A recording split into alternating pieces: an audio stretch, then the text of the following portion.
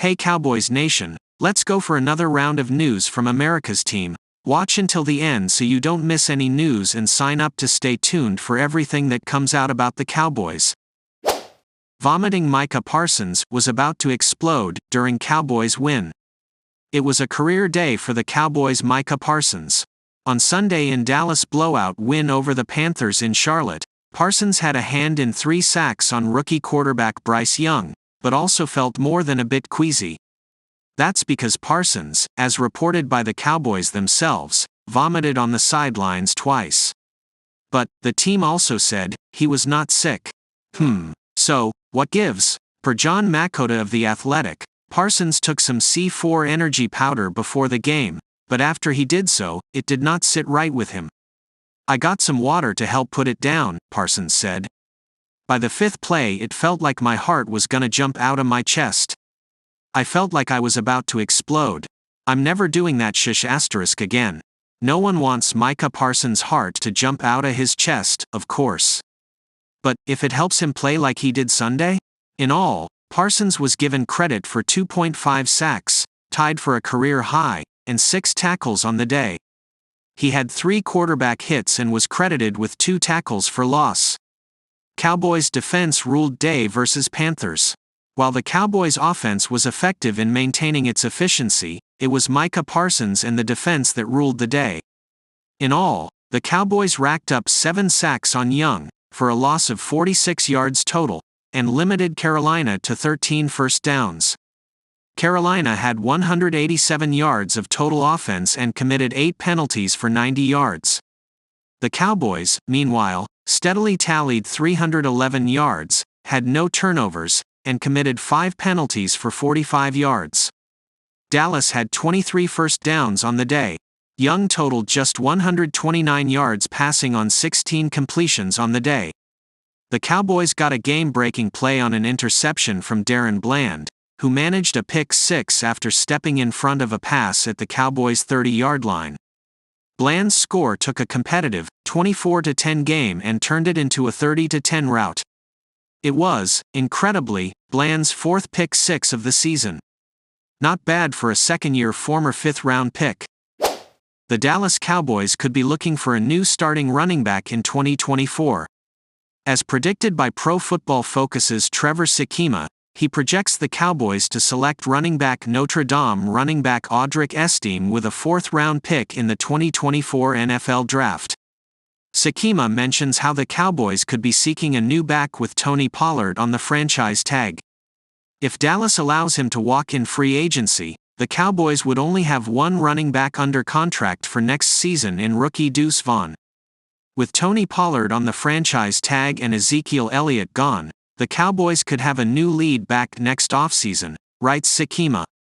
They likely won't go into the draft without a veteran running back on the roster, but Estime would be a solid addition, no matter what. He continues the trend of giving the Cowboys bigger players in this mock draft. Notre Dame has Estime listed at 5'11.5" and 227 pounds. But he's more than just a big back. He brings good vision and footwork, which have yielded an elite 91.2 rushing grade this season.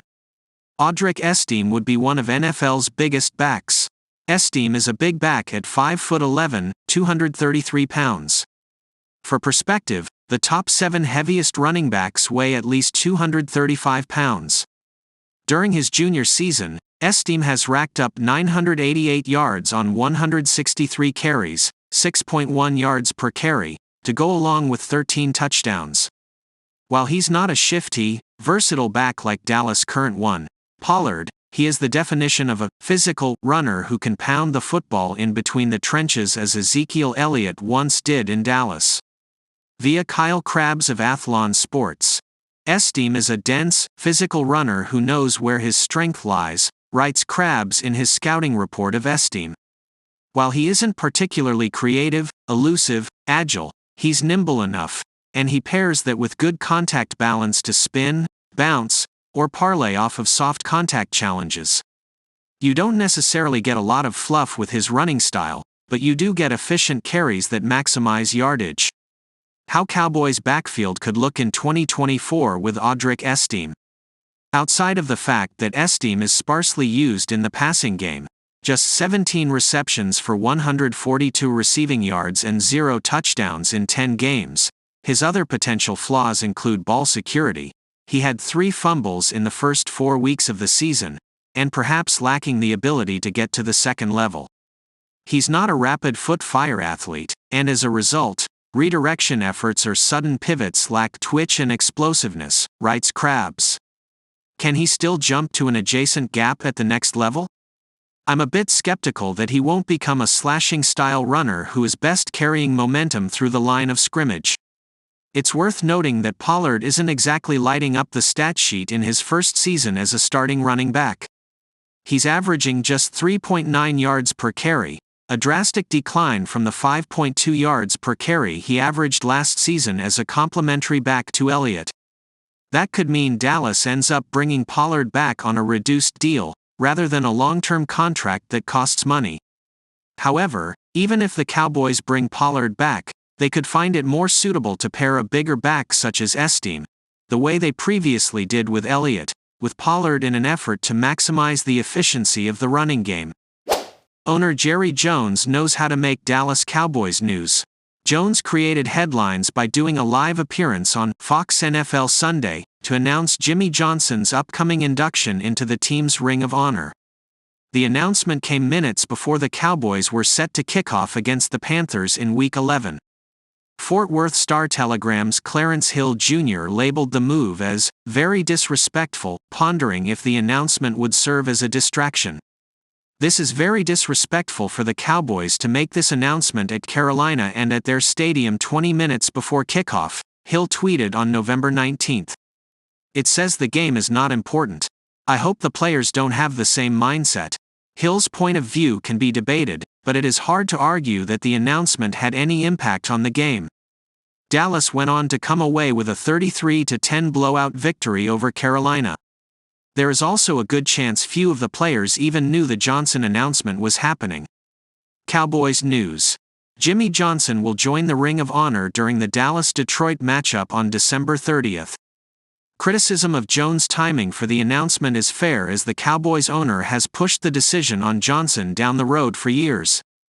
No one knows how to create headlines quite like Jones.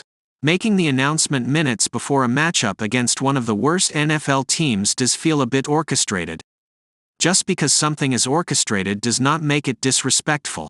Johnson will officially be inducted during the Cowboys' primetime matchup against the Lions on December 30th.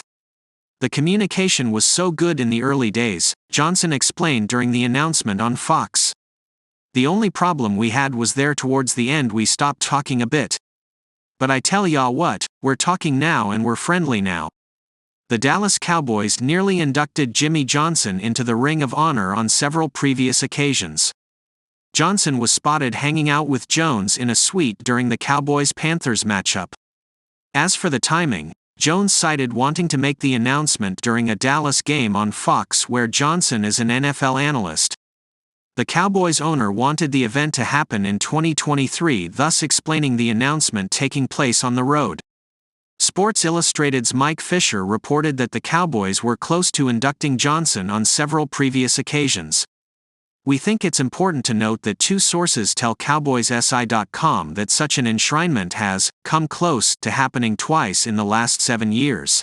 So maybe the bitterness wasn't as deep as it seemed, Fisher wrote on November 19. Sources tell us that even as Jerry is the Ring's one-man committee, the Jones family and the organization considered putting Jimmy into the ring that season before determining collectively that 2017 should be Jerry's year.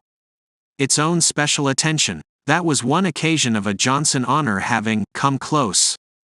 Many wonder why there was ever a problem, and why there would continue to be one. From the Jones family's perspective, it comes down to a simple word: disloyalty.